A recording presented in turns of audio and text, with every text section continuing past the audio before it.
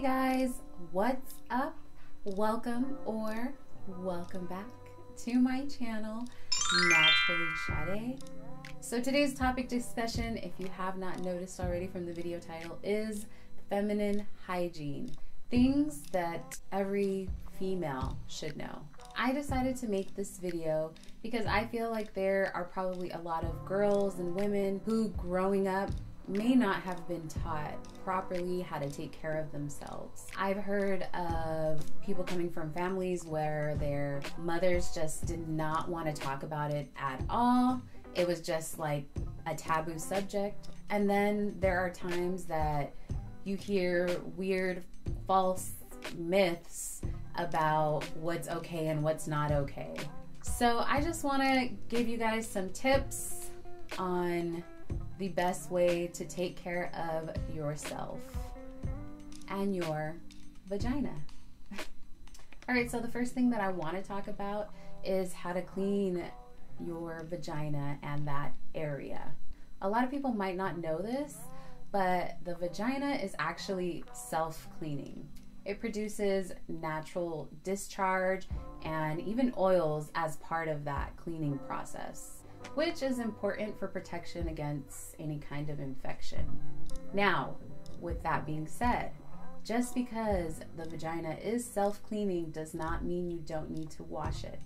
The best way to wash or clean around that area is to use water and a mild soap like a feminine cleanser, preferably unscented and sensitive. You also want it to be hypoallergenic and pH balanced. The reason you don't want to use harsh soaps or even douches or any kind of scented products or perfume is because it can irritate your vagina and throw off your pH balance. Could even kill the good bacteria and leave your vagina vulnerable to infection, which can even cause odor or just make you uncomfortable. The next thing I want to talk about is female odor or scent, smell. Believe it or not, women each have their own natural scent. It's just the way it is. It's not something that you can typically smell through clothes just by being in the vicinity of another female. However, if you have a weirdly strong or even fishy odor coming from your vagina, then you would definitely want to go and see your doctor about that, because that could be a sign that you have an infection and you might need antibiotics to treat it. So definitely something to keep in mind. And on the topic of doctors, you definitely want to go and see your doctor regularly. I believe gynecologists, you go every other year. So it's definitely good to make sure you're making your regular visits, especially if you're sexually active, so that way you can get checked for any kind of STDs or any kind of irritation that could cause you. It's better to be safe than sorry. So let's move on to the topic of clothes and how that affects you down there. Your underwear are very important. The type of underwear that you choose to wear. You definitely want to stick to cotton underwear. Cotton underwear allow your vagina to breathe because it's a naturally moist area. So you definitely need airflow down there so you're less prone to getting any kind of infection. There are also, like silky underwear that have a cotton crotch lining. So that is okay too. As long as you have the cotton there to kind of help keep things fresh and breathable, then you're good to go. You want to try to avoid wearing tight pants all the time. Like I said, the vagina is a naturally moist environment, so you want to opt to wear clothes that allow breathability. If you've just worked out, you want to get home and take a shower as soon as possible so that it's not just chilling all hot and sweaty in your gym pants and sweaty underwear, which, like I mentioned before, can make it prone to bacterial or fungal infection, because bacteria and fungus thrive in a moist environment. Yes, your vagina is a naturally moist environment, but you don't want to add to that. Let's talk about wiping. The way you wipe, the direction. Always wipe from front to back.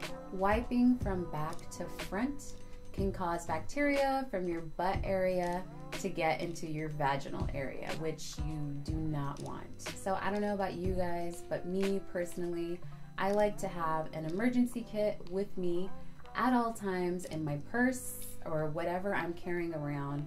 I always carry this. And what I carry inside of it, a spare pair of underwear, my menstrual products, which for me, I use menstrual discs, but you can have your tampons or pads or cups, whatever it is that you use. And I also like to keep a little small thing of sensitive wipes. I feel like it's just something that's important to have at all times because you never know when Mother Nature is going to strike, even if you keep track of it on your calendar. Sometimes it's earlier, sometimes it's later, sometimes it's in the middle of the day, and you've just ruined a pair of underwear. So definitely worth keeping something like this in a little small makeup bag, easy to carry with you everywhere. Another tip, if you're somebody who's prone to really bad cramps, then you can also keep some pain relief medication in your bag as well, like ibuprofen or Midol or Tylenol, something along those lines. It's important to remember that while you are on your menstrual cycle, to be changing your menstrual products regularly. Do not leave your tampon in for the whole day. Do not leave your pad on for the whole day. You need to be changing them regularly as directed on the box or the package. If you leave them in too long, don't change them. You can get an infection, you can cause odor, and you really want to try to avoid that as much as possible. So I have a few extra tips that I want to mention. I feel like it's really important to wash your hands. And I know it might not seem like it connects to feminine hygiene, but it really does, because you want to keep your hands clean before you're going in that area, because if your hands are dirty and you're wiping yourself or you're inserting or applying any menstrual products like pads, tampons, cups, discs, whatever you're using, you're going to transfer those germs from your hands onto your vagina. So definitely try to wash your hands before and of course afterwards. And one very simple and easy tip is to drink water. Drink lots of water. Drinking water helps clean out your body and flush out all those toxins. So that's definitely going to help you when you're dealing with your feminine hygiene. Okay, so those are all the tips that I have for you today. I feel like following these tips and keeping your feminine hygiene on point will make you feel better and even boost your confidence. I hope that you enjoyed this video and found it helpful. If you did, you already know what to do. Feel free to give it a thumbs up. And while you're there, don't forget to hit the subscribe button down below if you want to see more from me. Feel free to let me know your thoughts down below in the comments. And as always, thank you so much for watching, and I hope to see you in my next video. Bye.